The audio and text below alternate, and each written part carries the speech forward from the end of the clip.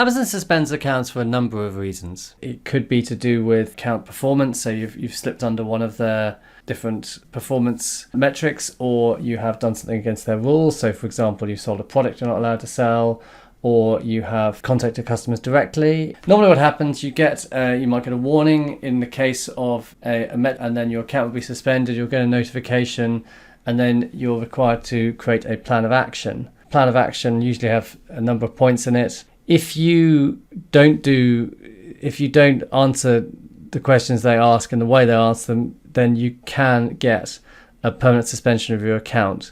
Now, from experience, addressing Amazon temporary suspensions is fine. If it gets to the point where you actually get your account permanently suspended, it's very, very hard to recover from that. So it's really important to address things in the right way, in the right order, and then your account should be fine. You should be able to recover from it. Now, it's quite scary getting an account suspended, especially the first time.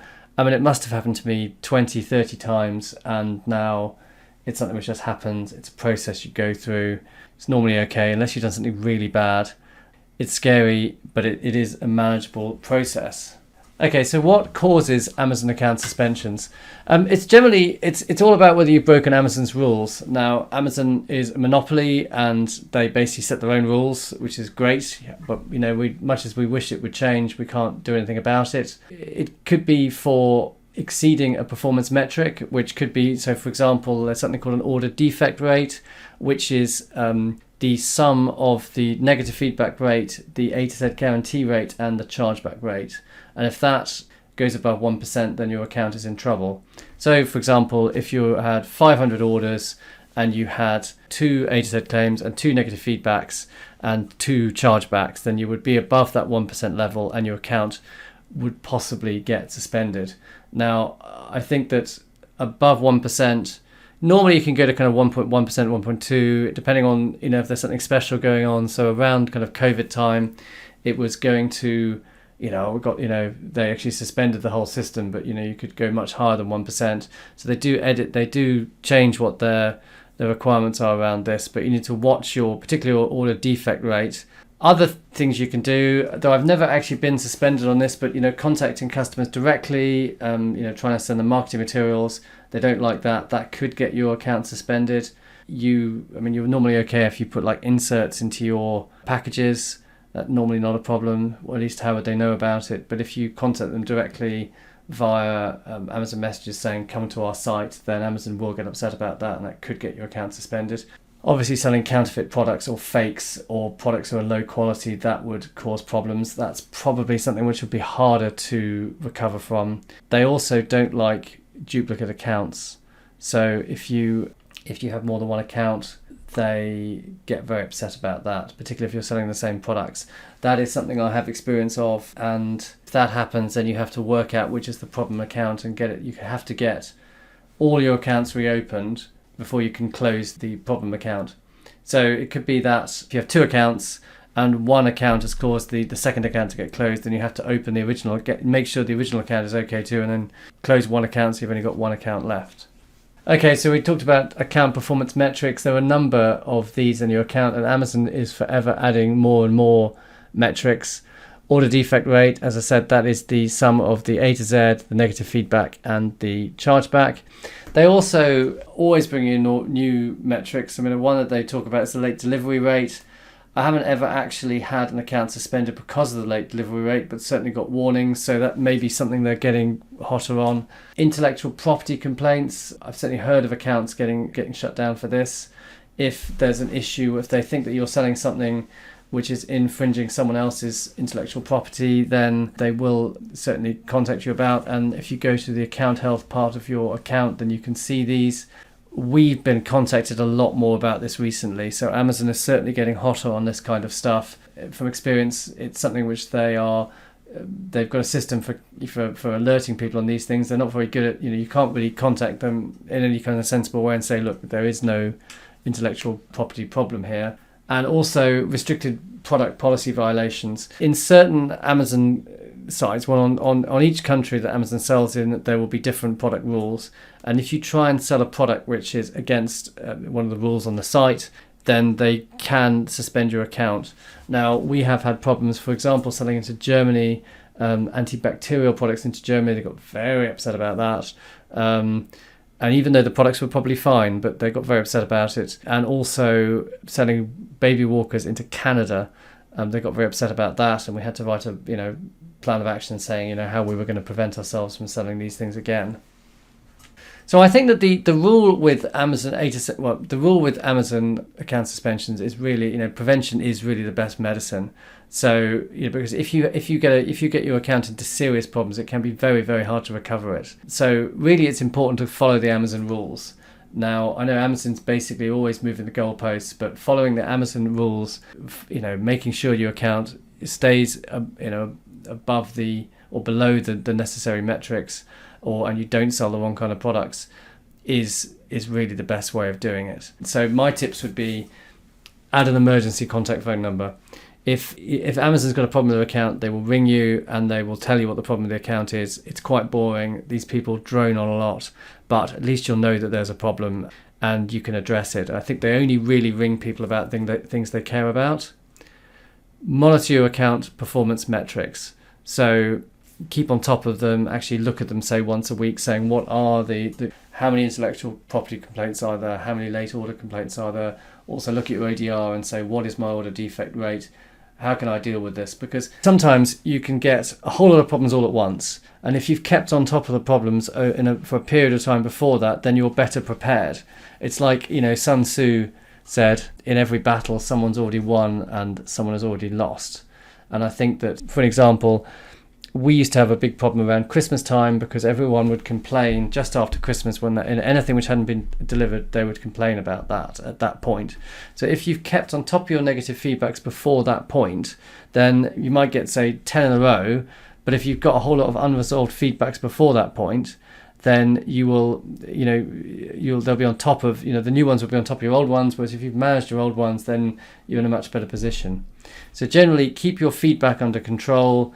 With Amazon order defect rates, as I said, sum of feedback, A to Z rates, and chargebacks, you can ask for feedback to be removed. Amazon will remove feedback, which is a product review, and you can also work together with your customers to remove any feedback. It is the filed A to Z claim rate and the filed chargeback rate. So no matter how unfair these A to Z claims are or these chargebacks, they'll still count against you, and there's nothing you can do. So keep on top of the feedback. Also, you should answer your cases promptly. When there's if there's an intellectual property complaint against your company, or you get a lot of them, if you keep on top of them, if you answer them, then Amazon will look on that much more kindly. Okay, so firstly, if you get your account in a situation where you have had a problem, then your account gets suspended, they will ask you to write an appeal. So this appeal normally has three parts to it. The first is what the problem is. The secondly, what you've done to solve the problem, and the third is what you will do to stop the problem from happening in the future. Now, Amazon expects these to be written in a very specific way. There's no point hoping that they're going to change. So what they don't want to hear is your excuses, right? I mean, you may have some really, really valid reasons why this is really unfair, but they just don't want to hear that. So don't even tell them, right? So it could be that they've, so for example, they've miscategorized a product, and they said, okay, this product is in our case, we had this in the USA, you can't sell any medical devices. And they were saying that the product was a medical device that we're selling, and it actually isn't. So, what they don't want to hear that it's not a medical device, because they don't believe you, because you're not really talking to a real person. You just need to basically accept their criticism and say, okay, yes, the problem was that we sold a medical device, right? And what are we going to do? What have we done to fix it? We've gone through our entire inventory and we've created a spreadsheet. And we've basically checked that everything is in the medical device, and we've moved everything that is in the medical device. Third point, what are you going to do to stop this in future? We are going to review Amazon's listing rules for this country. We are going to educate our staff to make sure that they know what a medical device is. And we are going to basically have training in place to ensure that all new starters get informed of this. So that's the kind of thing they want to hear. you need to address all the points in the way that Amazon, wants them addressed. So as I said, there's those three, answer the specific questions that they ask you. Refer to actionable points. They basically, they want it in a particular format. So just follow, at all points, do what they ask, because that's what they want. And if you follow these points, then you've got a much higher chance of getting through the system. If they reject your plan of action, read what they say and try and answer those points. Now, as I say, remember, no excuses, just answer their points. It doesn't matter how stupid you think their requests are, and the requests are really stupid, just do it and keep going, because they may ask you 2 or 3 times for more information. And I've got to the point where I've just thought, no, I just don't have anything else to tell you. But I just have to dig deeper, and you have to make, just say more things like, we're going to check this site, and we're going to, keep this kind of these, do these records, and we're going to, just say, we're going to check it more frequently or something like that, and that will help you to get through the process. Now, it could be that you think, God, this is just so unnecessary. Doesn't matter. Your goal is to get your account reopened, and the only way you do that is by doing what they ask you to do. That's it. Okay, so there's a number of companies that will write appeals on your behalf. They will say things like, pay us £1,000 and we will get your account reopened or your money back. My experience with these guys is they are quite expensive for writing a letter. I mean, they don't have any special access to Amazon, or at least not the ones I know of. They just write letters. Now, they're quite, undoubtedly, some of them are quite good at writing letters, but they that's all they do. They know, they've seen, these appeals before. They know that, the form that these letters should take. So, but they fundamentally, won't do anything more than write letters. So if you've got a really difficult problem, they may not be able to help you. Now, I basically got a total pickle once, and thought, maybe I'll just try one of these companies. Paid them £1,000. They wrote a letter. It was a good letter, but it didn't solve the problem. And in fairness to them, they did give me all my money back when it didn't work. But I would recommend using them if you're not good at writing letters, or if you really, they will help, but all they do is write letters. They don't have any special access. I don't believe the ones I did anyway. So if you're not confident with writing letters, if English is not your first language, then it may well be worth paying them. But it's, it's easy money for them.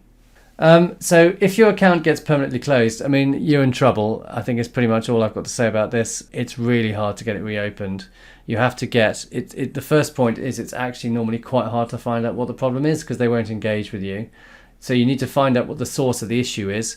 If it's a duplicate account problem, they may tell you what the duplicate account is, and at which point you will then need to go and shut that duplicate account down, or at least get the duplicate account reopened, which in itself is another process, and then you'll be able to get your account unsuspended. So fix associated accounts first. I once had some duplicate accounts, entirely my own fault. I managed to reach out. I went onto LinkedIn. I reached out to a lot of people on LinkedIn. I got some people to help me. I got the accounts reopened, and I shut down all of them except the main account, and I managed to get that reopened. But to get a suspended account reopened, you need to get Amazon first to actually re-engage in the issue, and I think for that you need someone on the inside, and they're quite hard to get hold of.